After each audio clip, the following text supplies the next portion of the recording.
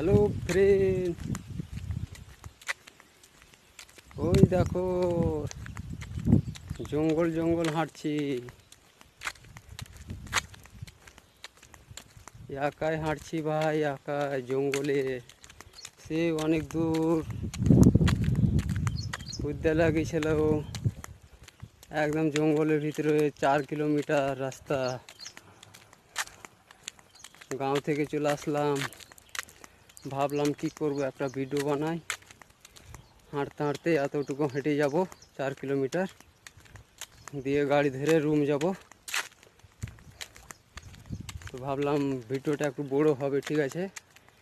তো আমার বন্ধুরা অবশ্যই আমাকে ভালোবাসে, যে বন্ধু যারা ভালোবাসে আমাকে, ঠিক আছে, তারাই দেখবে ভিডিওটা।